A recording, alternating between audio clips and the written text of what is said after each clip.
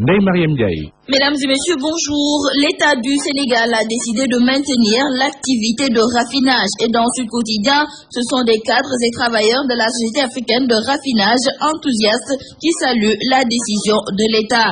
Toujours dans Sud Quotidien, ces travailleurs déclarent qu'ils s'engagent aux côtés de leur direction générale pour relever tous les défis de performance et de rentabilité de la raffinerie. Et dès lors, ils invitent les autorités gouvernementales à éviter tout bradage de leur outil de travail. Et retenons toujours avec nos confrères de Sud Quotidien que malgré les crises quasi-cycliques que connaît la Société africaine de raffinage, elle vient de lever des fonds importants sur le marché financier d'un montant de 224 milliards de francs CFA pour financer entre autres son arrêt maintenance qui va durer un mois. Pour nos confrères de Sud Quotidien, c'est la preuve que le marché financier croit encore à la raffinerie, contrairement à ceux-là qui l'ont trop vite voué aux gémonies. L'affaire Aïda Nyong, nous en reparlons avec nos confrères du journal L'Observateur. D'ailleurs, aujourd'hui, nos confrères préfèrent nous raconter l'histoire inconnue d'Aïda Nyong. Et c'est pour nous dire qu'elle a été institutrice et une femme d'affaires très connue avant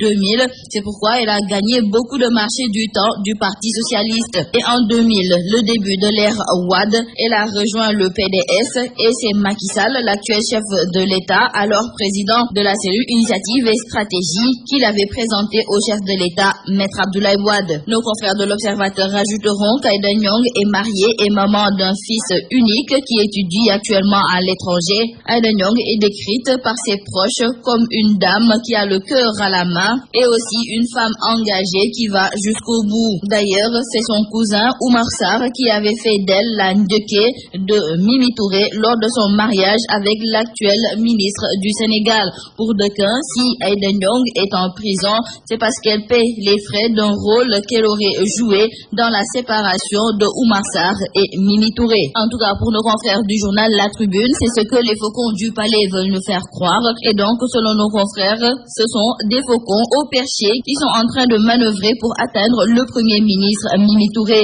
L'unique but est de faire croire à l'opinion que le dossier qui accable l'ancienne sénatrice est monté depuis la primature par la maîtresse des séants pour régler des comptes personnels. Et c'est comme qui dirait que ces faucons ont réussi leur coup, car dans le journal Rewmi Quotidien, nos confrères nous indiquent qu'entre le chef de l'État et le Premier ministre, la lune de miel aurait totalement viré à la lune de fiel, mais malgré tout, le divorce tarde à être prononcé. Les directeurs généraux d'entités étatiques de la deuxième alternance n'ont qu'à bien se tenir, car dans le journal Libération, nos confrères nous indiquent que l'inspection générale d'État s'est attachée les services de 25 cabinets d'audit pour lancer des missions tout azimut. Pour nos confrères du journal Libération, c'est un sale temps en vue pour les gestionnaires véreux. Le M23 est contre toute médiation pénale. Dans le journal Le Populaire, c'est un rejet total que le M23 fait de toute transaction dans le cadre de la lutte contre l'enrichissement illicite. Nos confrères écrivent que le Bureau national du dit mouvement se veut ainsi catégorique en réitérant sa condamnation de tout usage de la médiation pénale quand il s'agit de grandes délinquances financières et de crimes économiques. D'ailleurs, dans le journal Le Populaire, Madié Mbodj, porte-parole de Yonou Askanui, déclare qu'il faut que la prison soit un exemple pour dissuader certains hommes politiques de faire comme Wade.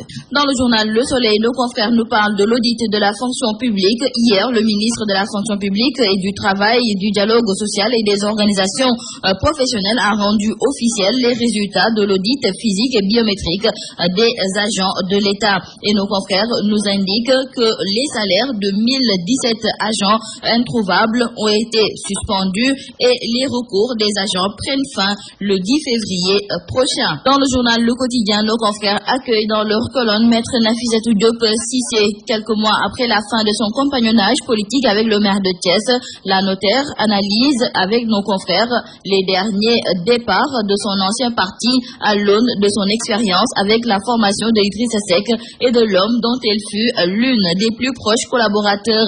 Ses rapports avec un leader déconnecté des réalités de la base, ses frustrations, les raisons de la cascade de départ à Réumi, Maître Nafissatou Diop Cissé rompt le silence et déclare que le parti Réumi n'a pas d'avenir. Direction générale de l'IPRES, il faudra encore attendre pour savoir qui sera le nouveau directeur.